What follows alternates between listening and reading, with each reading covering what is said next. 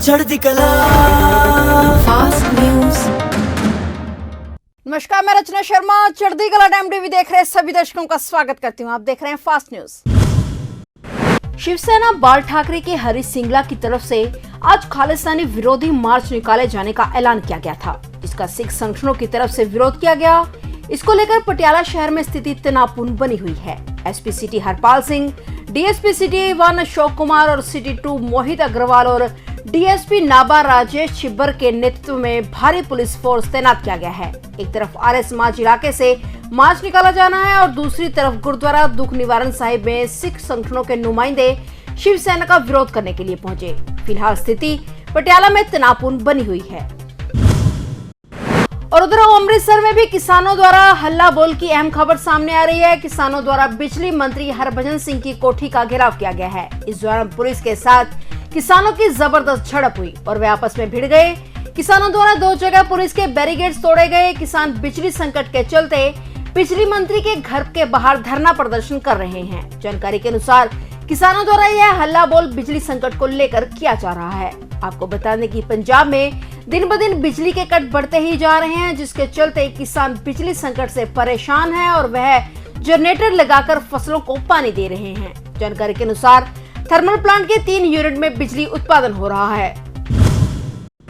अखिल भारतीय स्तर पर बिजली की मांग एक दिन में सबसे अधिक आपूर्ति गुरुवार को 204.65 गीगावाट के रिकॉर्ड स्तर पर पहुंच गई है। देश के ज्यादातर हिस्सों में पारा चढ़ने के साथ बिजली की मांग भी बढ़ रही है। सूत्रों ने कहा है कि अप्रैल 2022 में 28 अप्रैल 2:50 तक अधिकतम बिजली की मांग 12.1% से बढ़कर 204.653 गीगावाट पर पहुंच गई है। एक साल पहले की समय अवधि में यह 182.559 गीगावाट रही थी। देश में मार्च में रिकॉर्ड गर्मी के बाद अप्रैल में भी अत्यधिक गर्मी जारी है, जिससे बिजली की मांग को समय से पहले ही अत्यधिक बढ़ा दिया है। हरियाणा, यूपी, पंजाब, राजस्थान, उत्तराखंड सहित देश के कई राज्यों जैसे तमिलनाडु, जम्मू कश्मीर, झारखंड, आंध्र प्रदेश, ओडिशा में बिजली की कमी ने राज्यों की परेशानी को बढ़ा दिया है। भारत में सबसे अधिक आबादी वाले राज्य उत्तर प्रदेश में 3000 मेगावाट बिजली की कमी है। राजस्थान में बिजली की मांग में 31% की वृद्धि हुई है, जिससे प्रतिदिन 5 से 7 घंटे बिजली कटौती की जा रही है। हरियाणा में बिजली की कमी बढ़ रही है, जबकि सरकार का कहना है कि अगले कुछ दिनों में बिजली की आपूर्ति सामान्य हो जाएगी।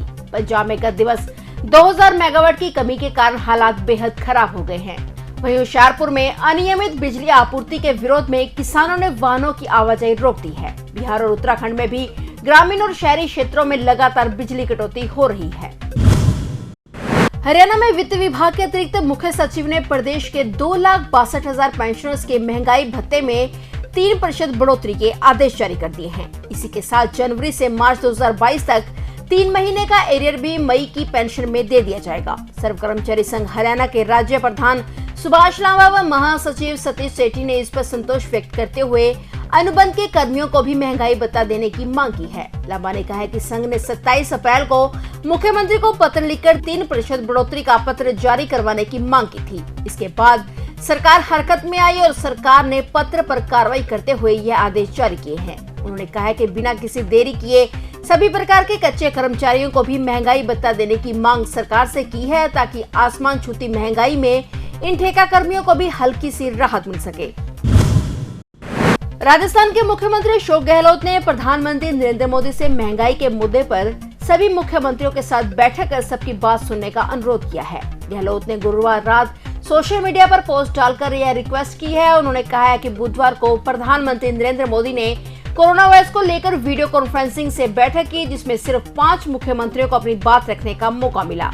और आखिर में स्वयं प्रधानमंत्री ने अपने संबोधन में अचानक से महंगाई और पेट्रोल डीजल की बढ़ती हुई कीमतों का जिक्र कर दिया और इसका ठीकरा गैर भाजपा शासित राज्यों पर फोड़ने का प्रयास किया। गहलोत ने कहा कि पूरे देश भर में महंगाई से जनता त्रस्त है। मुख्यमंत्री ने कहा कि देश की आर्थिक नीतियां मुख्य तौर पर केंद्र सरकार द्वारा ही निर्मित और संचालित होती हैं, परंतु इसका असर राज्यों पर ही होता है। उन्होंने प्रधानमंत्री से निवेदन किया कि यह महंगाई के मुद्दे पर सभी मुख्यमंत्रियों के साथ पीएम बैठक करे और सभी की बात सुने। कोयले की कमी को लेकर गहराते संकट के बीच दिल्ली सरकार ने राष्ट्रीय राजधानी दिल्ली में मेट्रो ट्रेन और अस्पतालों सहित महत्वपूर्ण प्रतिष्ठानों को निर्बाध बिजली आपूर्ति में संभावित बाधा को आने को लेकर चेतावनी दी है। दिल्ली के ऊर्जा मंत्री सत्येंद्र जैन ने स्थिति का आकलन करने के लिए एक आपातकालीन बैठक की और केंद्र को पत्र लिखकर अनुरोध किया कि वह राष्ट्रीय राजधानी को बिजली की आपूर्ति करने वाले बिजली संयंत्रों को पर्याप्त कोयले की उपलब्धता सुनिश्चित करें। एक सरकारी बयान में कहा गया कि दादरी, द्वितीय और ऊंचाहार बिजली स्टेशनों से बिजली आपूर्ति बाधित होने के कारण दिल्ली मेट्रो और दिल्ली के सरकारी अस्पतालों सहित कई आवश्यक संस्थानों को 24 घंटे बिजली आपूर्ति में दिक्कत हो सकती है।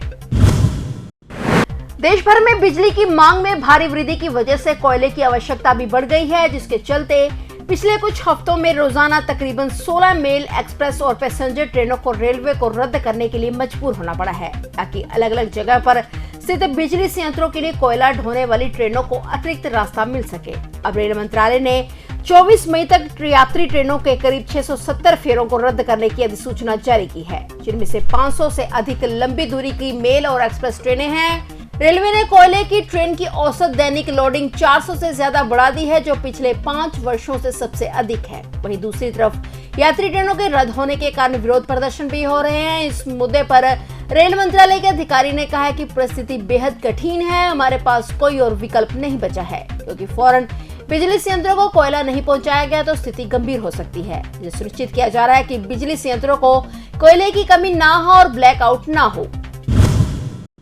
देश में कोरोना के नए केसों ने भी रफ्तार पकड़नी शुरू कर दी है। भारत में एक दिन में कोविड-19 के 3,337 नए मामले सामने आने से देश में कोरोना वायरस से अब तक संक्रमित हो चुके लोगों की संख्या बढ़कर 4,30,72,176 हो गई है। आंकड़ों के अनुसार भारत में संक्रमण से 60 और मरीजों की मौत के बाद देश में मृतकों की संख्या बढ़कर 5,23,753 हो गई है। वहीं देश में कोविड-19 के उपचाराधीन मरीजों की संख्या बढ़कर 17,801 हो गई है, जो कुल मामलों का 0.04% है।